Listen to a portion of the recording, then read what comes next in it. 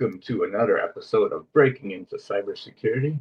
I'm not sure if all of our intro music actually played, but I do apologize for that. It did. We've been we, okay. I didn't hear it on my side. So today we have Roselle who will be sharing her journey of breaking into cybersecurity leadership, sharing her advice, and also having Renee, a podcast. So excited! We're I back will be together dropping. again. I will be dropping off, but I will let these two lovely ladies continue. And love to hear about this story, Roselle. Thank you so much for coming on. Thank you for the invite. So, Roselle, it's exciting to have you on. I was able to take a look at your background on LinkedIn, and you have done some amazing work in the industry. I would love to have you start off by just telling us your career path. Like, how did you get to the point where you are today? Yeah, so it's been an interesting journey. So I started out in cybersecurity in 2004. I saw a job opening for a computer crime investigator, and I had zero background in any of the skills needed for it, and a lot of it was computer forensics. And I just convinced the hiring manager that I'd learn on the job, and I have an engineering degree from Princeton, and I just said, "Look, I can learn quickly." And the hiring manager was willing to give me a try. And part of what I agreed to was I will get these certifications while I'm on the job, which I did. So I want to say 600 something in the world for getting an ENCE, which is a computer forensic certification. So I was on that early. I had my CISSP in, I don't know, 2005, 2006. And so once I had those credentials, that helped with getting jobs in the future. And yeah, I really enjoyed doing the computer forensics. It was basically detective work on a computer, and I had those tech chops at the time. Like, those skills have atrophied at this point, but I really enjoyed being really down in the weeds with the technical work. And I did computer forensics in a couple different places, and eventually moved to the Department of Homeland Security in the division that was then called US CERT. Now it's CISA. And there I was leading malware and forensic analysis teams. I was also the product owner for a threat intelligence platform that we built internally. And this was before that term was even coined in the industry. I just had this crazy idea that all of the analysis that the different teams were doing should be in one spot so we could correlate. And I was able to bring it from my crazy idea to a product that was being used by the analysts internally and about 50 departments and agencies. And so that was a great experience in learning how to bring a product concept into fruition. And then from there, I moved to the Executive Office of the President. And this was during the Obama administration. And that was an amazing opportunity. So I was always trying to look at the strategic picture of how we could improve, how we could optimize. But I was never too far from what was happening on the tactical level.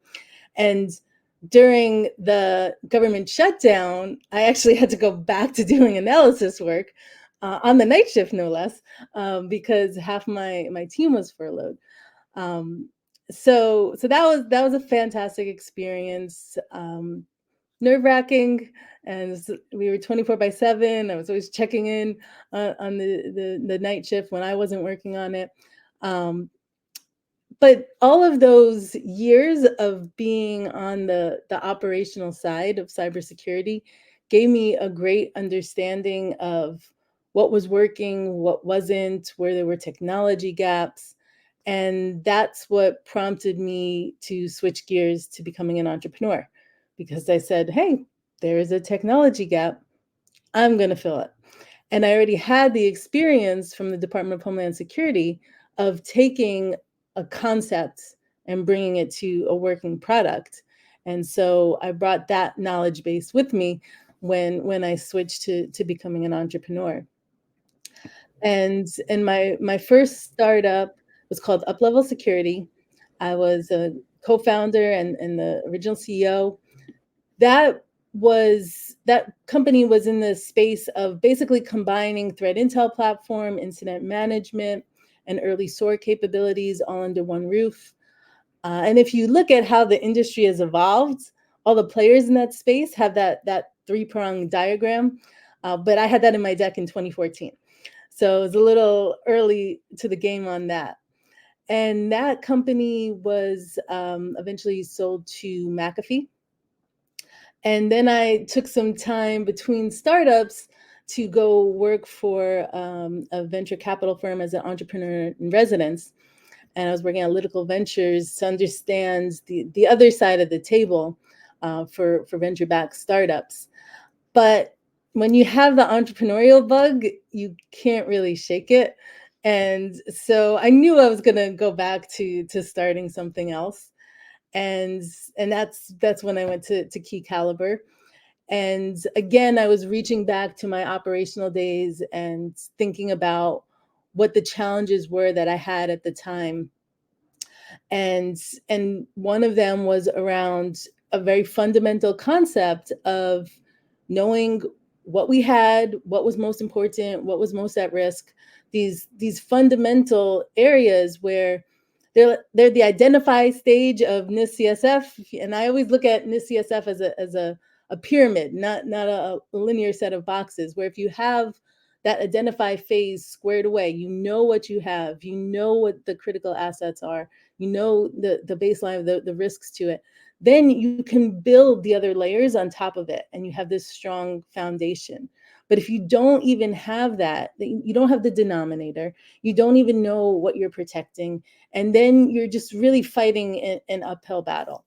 And so I wanted to address that, and I wanted to move us past all the manual tasks that were just commonplace.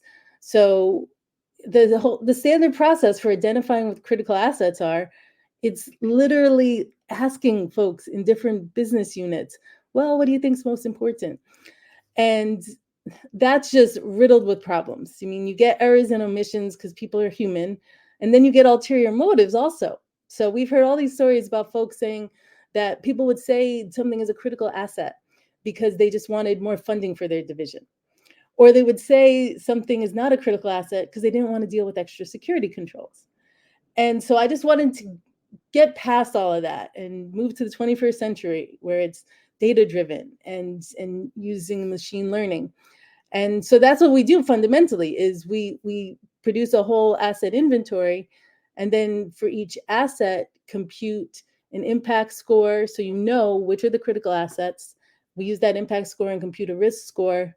And we also look at how the asset's connected within the environment, and we look at the security controls on it. So you have this state of your risk and security posture, and now you know where to go from there. And we have lots of actionable insight where you have your starting point, you know this is my current state, and you know how you can start to fix it and improve.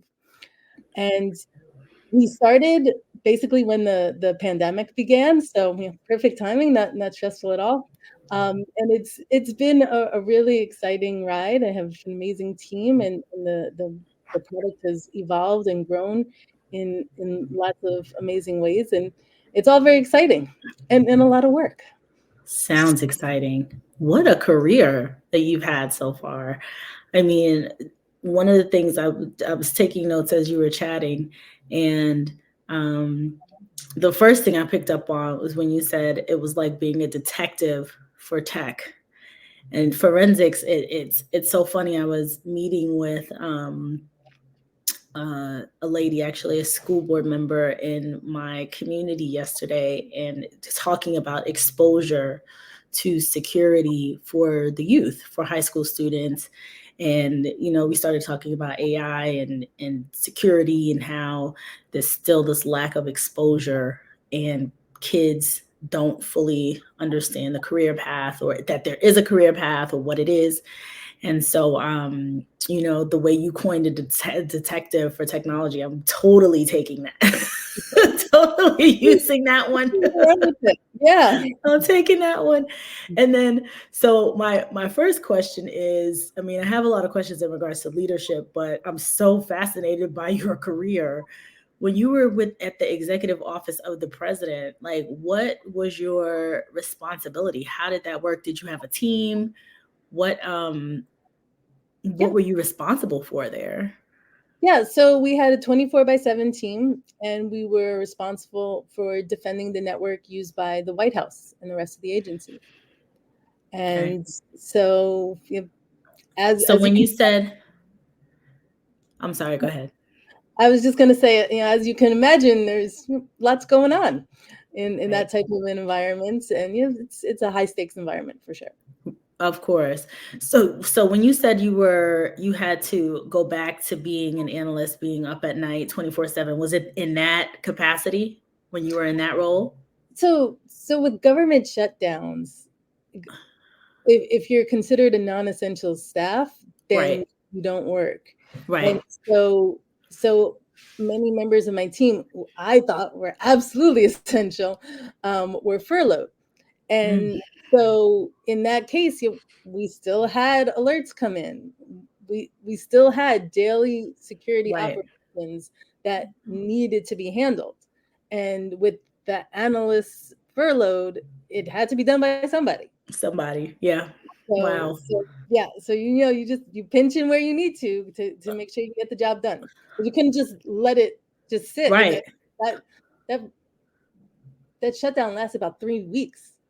Over 3 weeks. So you couldn't just sit there and wait. Okay, just let this pile up and let a potential attack just fester. It's not an option. Just not an option. Yeah. Absolutely.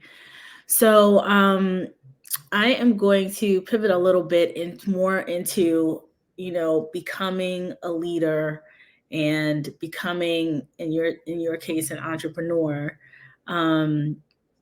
And I totally get when you said, I see the problem. I want to solve this problem. And then you got the bug. It's like, I want to solve the next problem. So I get it. What made you say, I'm not going to solve the problem or try to solve it from within, that I'm going to, go out and try to solve it on the outside, like create a company, become a product, or create a product to solve the problem?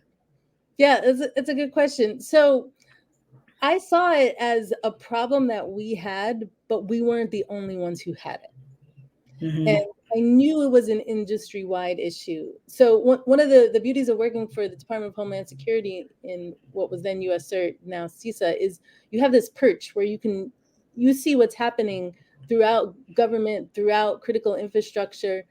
And so I had an understanding of what was a challenge across the board. And on top of that, when I was at the executive office of the president, I was having tons of conversations, because my first attempt was, all right, we have this problem. Let me talk to my peers and see what solution they're using to solve it. And I was getting a lot of answers that were like in the same boat of what we were doing and what we were struggling with. And so I knew that it was something that is beyond just the walls of our environment. And that's why I decided, this is a real problem the industry has. And the reality is I'm a mission-driven founder. And I've been in cybersecurity for 20 years because I believe very strongly in the mission. And so when I saw this industry-wide issue, I just had the audacity to say, okay, no, this needs to be solved. I'm going to solve it. Right. And so, and it all progressed from there. But I knew that it was beyond just a problem that we were having. We weren't unique to it. Right. Now, when you were in the roles that you were in, working at what's now CISA and the other roles prior, it looks like you became, you continue with continuous growth. So you went from like an individual contributor, an analyst, and even talking about your experience where the analysts or the non-essential workers, that reported to you were unavailable, and then you had to jump in. So what made you pivot or go from, individual contributor to leader, like when you stepped into that first leadership role? Yeah, so that really happened at Department of Homeland Security, and I distinctly remember the point in time where I basically had to make the decision: was I going to go down more of a managerial path, or was I going to just double down on the technical path? Mm-hmm. And it was a tough decision. It was really a tough decision because I I enjoyed doing the technical work, and I have a technical brain. And when you're doing technical work, you're fighting with your software and your hardware. You're not fighting with people. And that's very different. Because at the end of the day, you could turn the computer off and on again, and half the time the problem goes away. Not that way with people. Not at all. And so it was a challenging decision because I knew that I would lose my technical skills, but the upside of it to me was I'd have more impact on the vision and on the strategy and on the long-term value that could be provided. And that was really what just tipped the scale in favor of going down the managerial road. What would you say to folks that are sitting right there in that moment? Like, with you making a decision saying, okay, I want to be more of the visionary, I want to do this. Like, were there things that you asked yourself when you were going through that process, that pivotal moment? Because there are some people who say, nope, I want to stay, I'll be the principal engineer, the principal architect, like go down that really, really technical path and just play with the technology. Stay away from the human problems, stick with Yeah. the technology problems. Yeah, it's very different. It's very different. And I would I say, love that. it all comes down to your values, like, what and your interests and your strengths, and whether you want to play to your strengths or maybe develop new skills. If the people side of it is not your forte, and it's different for everybody because you internally know your value system and Mm-hmm. what is most important to you. And I Right. certainly know lots of really talented people that well into their career, no thought of being a manager. Just love being an individual contributor where they can just be heads down, get in as technical as they want, nerding out all day, and they love it. Right. And I get that. I mean, I was almost at that point, the point of making that decision. So I completely get it. Right. But then the other side of it, there are people that they want to start to be able to influence change within the organization, and it can sometimes be done as an individual contributor, but it's certainly more challenging. Yeah. And so it really comes down to personal preference. You talked about influence. How important would you consider influence as a skill, and why? Yeah, that's a great question. I I think it never hurts. Um, as someone who definitely would not consider it a strength, I think you can still manage without it. But if you are going to move into more of a managerial role, you do have to become more attuned to what's happening around you. When you're an individual contributor, you can just be heads down and just focus your day on hardware, software.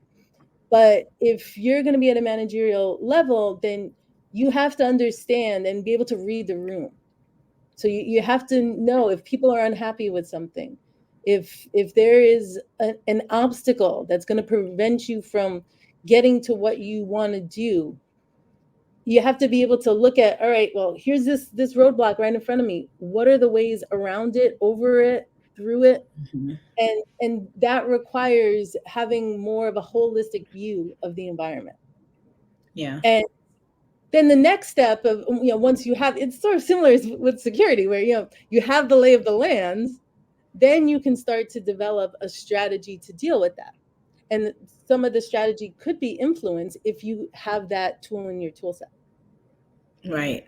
But it first starts with being able to understand the macro view of it. Right. And that was something that I learned, the hard way with everything.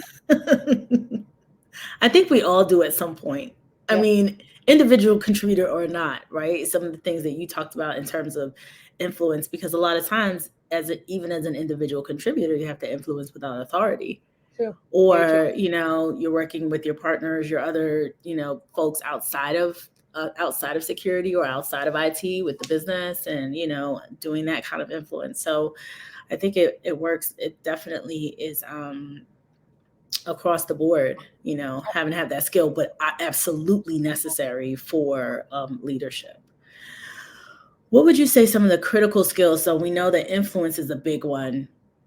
Any other critical skills that people would be looking for? What do you think that a leader should have? Like you started, I think what's awesome about your background is not only did you lead within huge government organizations, but then stepped over to entrepreneurship. So you saw the combination of leading like the big team, the government in the government space, and then pivot over to startup world, which I know is almost like night and day when it comes to how fast you're moving. Well, you know what? You were at the White House, so that was pretty fast. But the different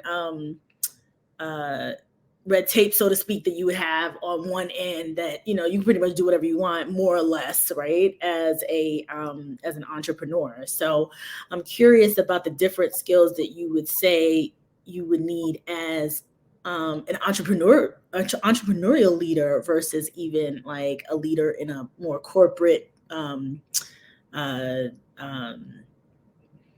stable, so to speak, or setting.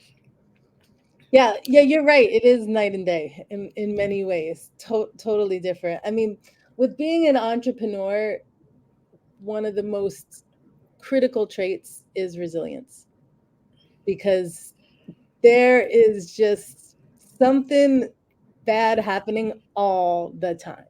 Yeah. All the time. And the number of obstacles that are thrown in front of you just is endless, absolutely endless. So being resilient, being thick-skinned and able to deal with rejection, that's absolutely essential, because it's happening all the time. When you're talking to investors, when you're talking to customers, when you're talking to employees that you want to hire, there's just constant rejection. And then there's always this tenuous situation of something looks great, it looks like it's going to come through, and then at the last minute it doesn't. And that can have such an impact on your direction, depending on how big it was and how badly it doesn't come through. So I would say that's really number one trait is resilience and optimism that you're going to get through it, and just also confidence in yourself. Mm-hmm. Because you're going to hear a million people telling you there's no chance.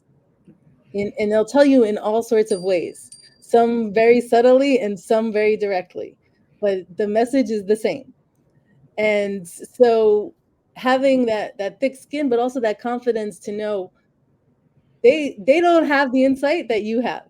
And this still has legs despite all of the people that are the naysayers. Right. And so those are some of the really key traits for being an entrepreneur. Mm-hmm. When you're in a large environment, then it's definitely very different. I mean, it's a chess game in a different way. So entrepreneurship is also a chess game, but it's a faster chess game, and there's just more that could move at any given time. When you're in a large organization, you have to recognize that it's all baby steps, because nothing moves quickly. That's just not the way it works. And you're going to get these setbacks also. and you're still going to have to pivot direction and change course and be thoughtful about how you proceed and have that strategy, but the pace is going to be very different. Right. And often if you try to come in with this brazen approach of, I'm going to start to change everything, that backfires in a large environment, because there are going to always be people who don't want their boat rocked. And if you're coming in and talking about some crazy change, then that could be threatening to them. Whether it really is or not, it could just appear that way. Right. And so you have to be Like, very... who is this new person coming to tell me I've been doing this for 10 years? Exactly. Who does she think she is coming in here like that? And Right. that's not happening. Yeah. So you have to be very political in some way. Right. Awesome. Well, Roselle, this has been so refreshing to speak to you and hear your varying backgrounds. Where you've the how you got into cybersecurity, where you started, and where you are right now, and the current position and the current company you're in now. That you co-founded this one too, right? Or you're the founder. Solo founder on this one. Solo founder. So awesome. Even better, right? Do it by yourself. I love it. So we would love to have you potentially come back if you were willing to. But would love to, wrap up. And if you have any final thoughts that you'd like to say before we close out, that would be great. I would say to anyone who wants to get into the industry, just start applying for jobs. Be strategic about making sure that your resume matches the description for the job, but just start applying. I know lots of folks that feel, oh, I need to have a master's degree, or I need to do this, I need to do that before I could start even applying. Just apply now. Like, don't be the one to reject yourself. Let someone else reject you. And that always needs to start with you just putting it out there, trying, and just being willing to give it a shot, even if the success rate doesn't seem high to you in the beginning. Great advice. Excellent advice. Thank you so much, Roselle, for coming on. And we are going to close out. So have a great day, everybody. Take care. Bye-bye.